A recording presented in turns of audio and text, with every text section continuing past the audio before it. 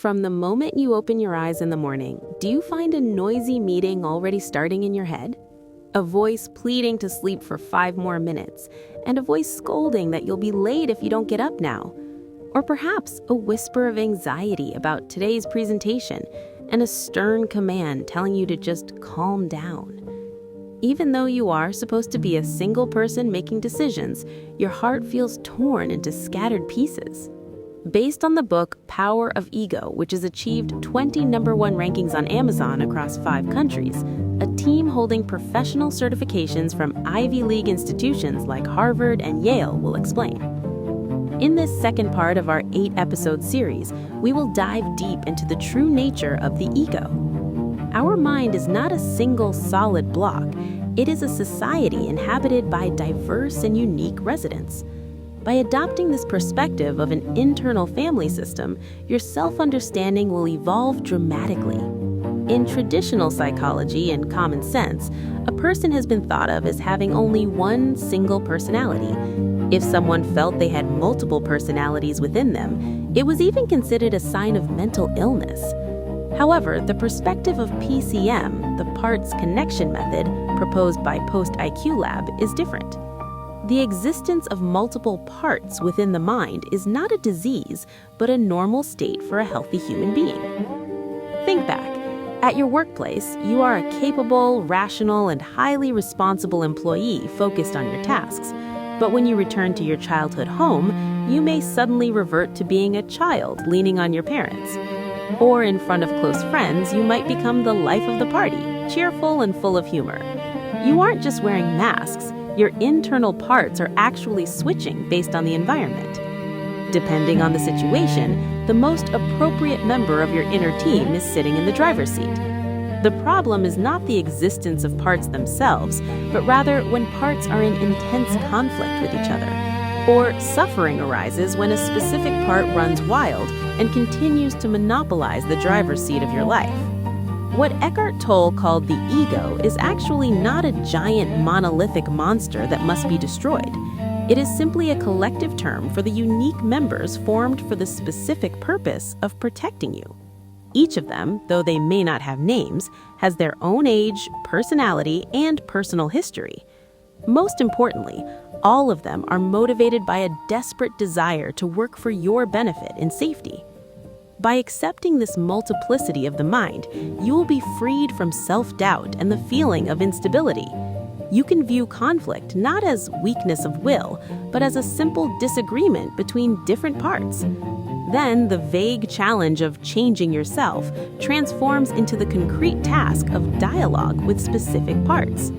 From the PCM perspective, these parts are categorized into 3 main groups to help us understand them. First are the managers, second are the firefighters, and third are the exiles hidden deep within the heart. Let's look closely at the managers, the ones who appear most frequently in your everyday life and thoughts. I must work harder, I will fail at this rate, or I must not upset that person's feelings or mood. When you close your eyes to meditate, the first thing you hear is often this logical, anxious, and busy voice. This is the role of the manager part. They are managing your life on a 24-hour-a-day schedule. They are extremely capable security guards and highly efficient risk managers looking out for your future. However, their problem is that they tend to work a bit too hard and always assume the worst-case scenario. Why do they use such harsh words that sometimes drive you into a corner or make you feel inadequate? It is because behind their actions lies an intense love, a desire to never let you be hurt again in this world. Imagine a moment in your childhood when you were severely scolded or felt the deep pain of being shamed at school.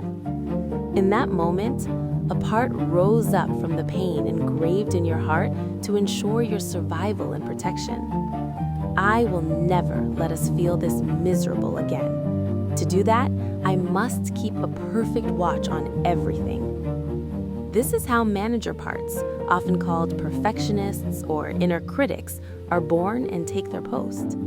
They criticize you because they believe that if you fix yourself before others can judge you, you won't get hurt. Their harsh words are actually functioning as a preemptive defense to prevent future emotional wounds. A typical manager part is the critic, who constantly judges your performance and compares you to others, or the worrier part, which calculates every possible risk in the future and continues to sound the alarm. There's also the intellectualizer, who tries to analyze everything through logic so as not to feel any emotion. When you try to play the observer, as Tolle suggests, but coldly cut off your feelings, that is also this part's work. What happens if you treat them as the dominance of the ego and try to coldly ignore or suppress them? The manager parts will panic, thinking it's dangerous to be ignored when we are working so hard to protect you. As a result, they start shouting even louder, causing the phenomenon of rebound thoughts to occur. The PCM approach is to treat them with deep respect and gratitude instead of hostility or rejection. Speak to them. Thank you for always trying to protect me. I truly understand your concerns and your work. Understanding their worry and helping them put down their heavy responsibility is the first step toward peace. When manager parts feel safe, they transform from noisy dictators into highly capable advisors for you. Next, let's look at the firefighters, who are more impulsive and sometimes cause destructive behaviors. No matter how hard the managers work, unexpected stress or unbearable sadness eventually strikes in life. When the manager's line of defense is breached and the pain deep in the heart catches fire, they appear with sirens. The mission of the firefighter part is only one: put out that pain right now by any means necessary. Even if those means are harmful to your health or relationships, it does not matter to them at that moment. This is because saving you from this moment of intense agony is their absolute and only priority. For example, suppose you suffer from overwhelming shame after a major failure at work and want to disappear. In that moment, the firefighter shouts, "Drink alcohol and erase the memory," and drives you to heavy drinking. Or it could manifest as late-night binge eating, impulsive shopping, gambling, or an addiction to social media. These are all firefighting activities intended to numb the fire of pain hidden in the depths of your heart. Even a sudden explosion of intense anger toward others is actually a defense reaction of a firefighter part. By attacking others, they are preventing you from feeling your own powerlessness or misery inside. Most people harshly blame themselves for these impulsive actions, calling themselves weak-willed or lazy. However, from the PCM perspective, no presence is more dedicated than the firefighter parts in your system. They're protecting you even if they have to get dirty, just so that your heart doesn't break from sadness. They are applying the anesthesia of pleasure specifically so that you aren't crushed by despair. They're not demons, they are rescue teams who dive into a fire and do whatever it takes to save a life. It is just that the contents of the fire extinguisher they carry are sometimes toxic chemicals that stain the area. Tolle described these reactions as the pain body taking over and advocated for not identifying with them. PCM goes further, treating firefighter parts as rescuers who are having a panic attack themselves. When an impulse to eat, to drink, or to shout arises, suppressing it with force is often counterproductive. Instead, try asking, "What kind of pain are you trying to put out for me right now?" Then the true pain, such as loneliness or hopelessness hidden behind the firefighter, will become visible. Tell them, "Thank you for protecting me, but it's okay now because I will take care of that pain." As the self begins to exercise leadership, the firefighter parts put down their equipment and find peace. The energy they held is then converted into passion and vitality that colors your life once again. Finally, there are the exiles, whom we fear most to face and have locked away in the basement of our hearts. Exiles are parts of the self that are children carrying past trauma or unmet needs from long ago.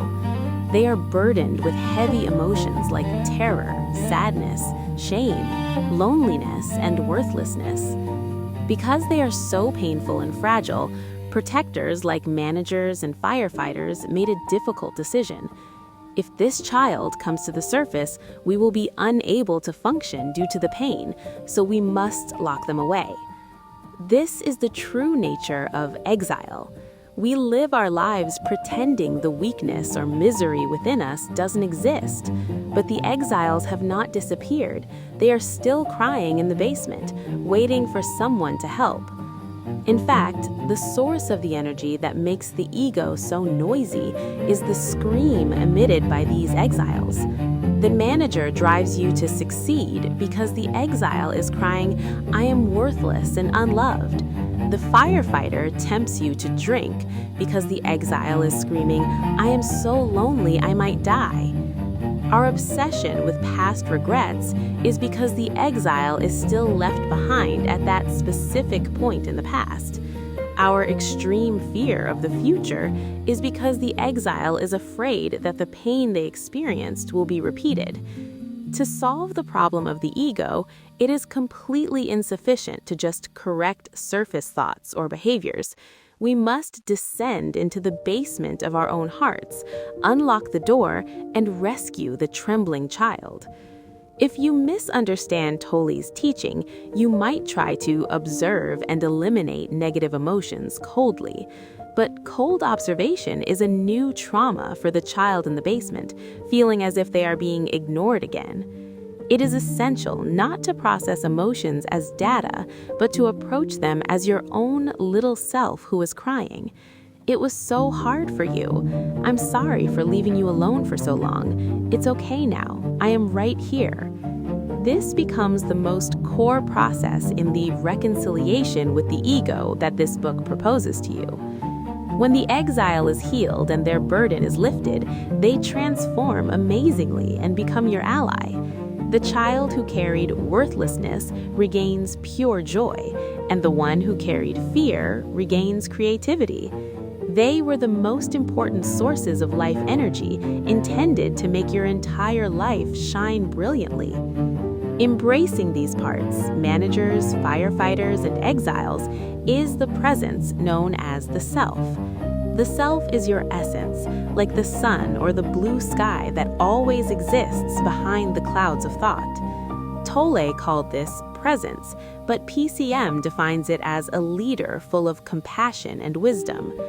The self has the power to listen quietly to the voices of the parts, acknowledge each claim, and harmonize them. When you notice the irritated self, there are actually two distinct entities present in your awareness: the part that is irritated and the self that is noticing that irritation from a place of calm. Most people forget the perspective of the self and become unified or blended with the part. When you are shouting, "I am angry," you are in a state where the angry part has hijacked the driver's seat. Stepping back and recognizing there is an angry part within me is the act of unblending or de-identification. Unblending is not about pushing the part away, but a necessary step to embrace it from a proper distance. When you, as the self, begin to interact with each part with curiosity and compassion, peace begins. The inner war that has lasted for many years finally reaches the time for a peace treaty and healing. The idea of erasing the ego is like firing all members of your inner family and castrating your own soul. If a CEO says, "Employees are a nuisance, all of you get out," the company will fall into total dysfunction. Employees will either start riots out of fear of being fired or begin a sabotage out of sheer lethargy. The intense conflict and rebound that occur when you try to force the ego away are signs of this resistance. What is needed is not mass layoffs, but the exercise of excellent leadership of the self. The parts are members of your family and are, in fact, versions of yourself from different points in time. Instead of defeating them as enemies, listen to their hidden wishes and help them carry their heavy burdens. That process is the path to awakening in the true sense that Post IQ Lab provides to the world. Feeling that there is a part of me I dislike is no longer a reason to blame or hate yourself. Rather, it is a sign that a part of yourself you haven't met yet is waiting to be loved by you. From today, try listening to the voices in your head not as noisy static, but as someone's plea for help. Let's observe with curiosity. I wonder which part wants to sit in the driver's seat this time. If you hear a critical voice, reply, "Thank you for being so afraid of my failure and trying to protect me." If you hear an anxious voice, acknowledge, "You are working hard to simulate risks to keep me safe." When you stop denying the parts, they also stop attacking you as their only way to be heard. When the inner team comes together as one, your energy leaks stop and your focus increases remarkably. You will be able to have consistency and move toward your original purpose without any hesitation. This is not a technique that requires a specific religion or asceticism. It is a skill anyone can practice.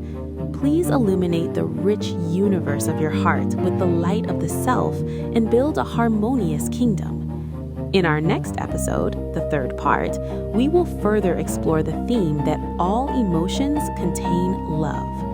In particular, we will provide a specific manual for handling the negative emotions we dislike most. We will approach the secret of how to convert anger and anxiety into energy that is on your side.